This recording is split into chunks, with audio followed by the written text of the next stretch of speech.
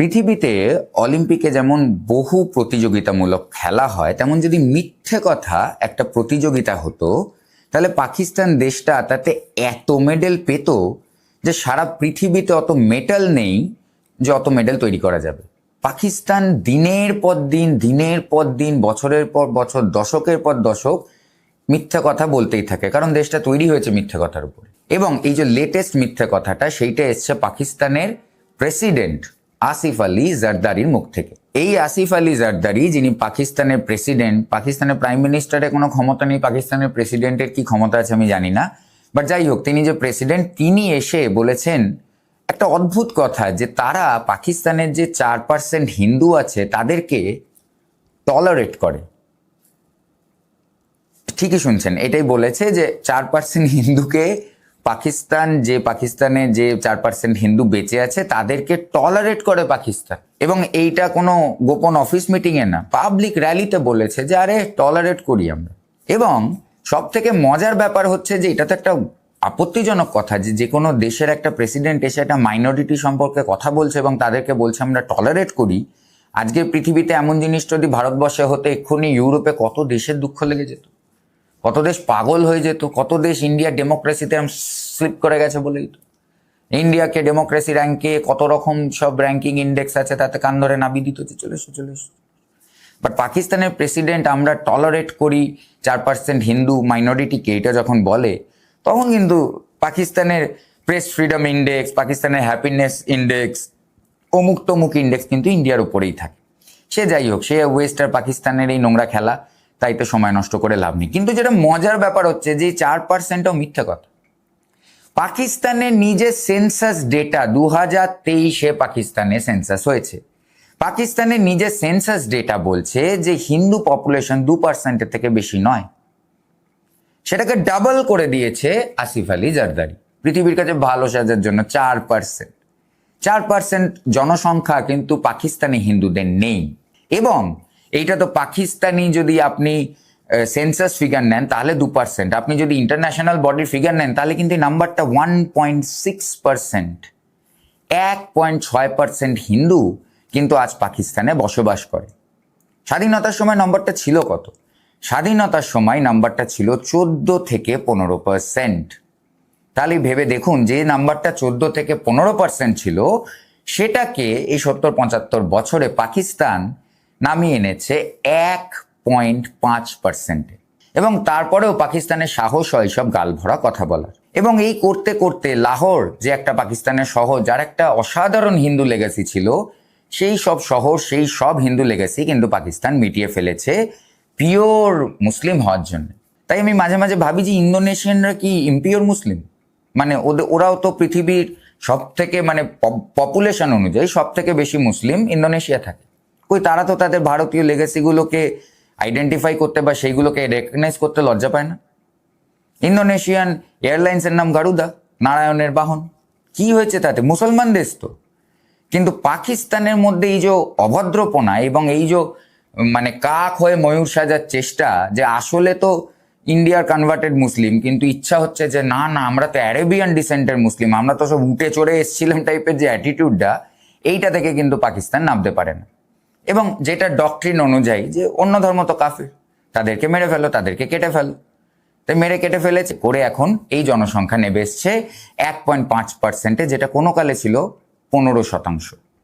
উল্টো দিকে বাংলাদেশেও কিন্তু ছবিটা এরকমই। বাংলাদেশেও কিন্তু স্বাধীনতার সময় যত ভারতীয় ছিল, এমনকি 71-এর পরেও যে হিন্দু সংখ্যা বাংলাদেশে ছিল, তাও কিন্তু হু হু করে পড়ছে। এবং উল্টো দিকে ভারতের ছবিটা রাখুন। স্বাধীনতার সময় যে মুসলিম পপুলেশন ছিল 9.5 কি 10%, সেটা এখনো সেন্সাস হয়নি, কিন্তু 20 থেকে 22% মুসলিম পপুলেশন কিন্তু ভারতে আছে। এবং ভারত বোধহয় 3য় নম্বরে আছে দেশ হিসেবে, যেখানে সব থেকে বেশি মুসলিম থাকে, ইন্দোনেশিয়া পাকিস্তানের পরেই, আমি যদি খুব ভুল না হই। এবং এখানে আপনি হিপোক্রেসিটা দেখুন, যে পাকিস্তান সারা জীবন এই বলে নিজের জনতা, নিজের মুজাহিদদের খেপিয়েছে যে ভারতে মুসলিমদের খুব অত্যাচার হয়েছে, তাই মুসলিম কজে ওরা লড়তে চায়।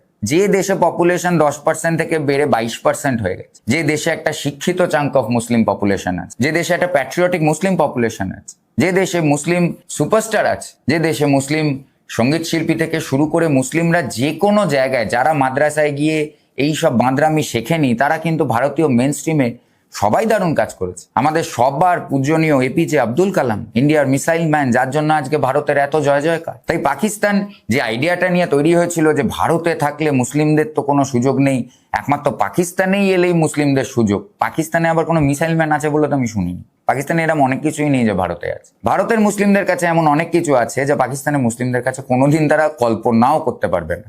এবং এই যে পাকিস্তানি যে মুসলিম জায়গা, যে বালুচিস্তান, যে পিওকে, যেখানে মুসলিম পপুলেশন থাকে, তারাই পাকিস্তানের থেকে বেরিয়ে আসতে পারলে তারা বেঁচে যায়। এত পাকিস্তান এত বড় ইসলামিক চ্যাম্পিয়ন যে সেইখানে তার মুসলিম দুটো ভাই বোন টেরিটরি নিয়ে এসে থাকতে পারছে না, কিন্তু ভারতে মুসলিম অত্যাচার হচ্ছে। এই কষ্ট শুনিয়ে শুনিয়ে শুনিয়ে শুনিয়ে জেনারেশনের পর জেনারেশন বড় করেছে পাকিস্তান। এবং শুধু পাকিস্তান না, ওয়েস্টার্ন মিডিয়াও। ভারতে সামান্য একটা ঘটনা, যে দেশে আপনি একটা জিনিস এখানে বোঝার দরকার, যে কোনো একটা দেশে যখন 1.5% একটা পপুলেশন হয়, সেটা মাইনর, মানে সেটা অতি মাইনর। 22 থেকে 25% একটা পপুলেশন কিন্তু একটা স্ট্রং মাইনরিটি, এটা খুব উইক মাইনরিটি নয়। এবং সেই মাইনরিটিতে যখন রিলিজিয়াস কারণেই, যে পড়াশোনা যেহেতু পৌঁছয় না, লোকে মাদ্রাসায় যায়, এবং ক্রাইমে যেহেতু এদের সংখ্যা বেশি, এবং তারপর যখন ভারতে এরকম কিছু একটা কোনো রকম রিলেটেড জিনিস হয়, মানে আমি যেমন ভালো দিকটা আপনাদের বললাম যে আমাদের দেশে এপিজে আব্দুল কালাম থেকে শুরু করে বিভিন্ন কৃতি মুসলমান আছে, তেমন আমাদের দেশেরই দাউদ ইব্রাহিম, তেমন আমাদের দেশেরই ওইসব ইউপির গ্যাংস্টার আতিক আহমেদ থেকে শুরু করে হ্যাকো ঢ্যাকো সবাই। তো there are two sides to the coin. এবং ভারতে যখন উল্টো সাইড অফ কয়েনটা নিয়ে কথা হয়, তখনই কিন্তু পাকিস্তান আর এই ওয়েস্ট পাগল হয়ে যায় যে ও হো আমি এখানে দেশ ছেড়ে চলে যেতে ইচ্ছা হয়, এত ইনটলারেন্ট হয়ে গেছে ইন্ডিয়া এত ইনটলারেন্ট হয়ে গেলে 10% 22% হতো না।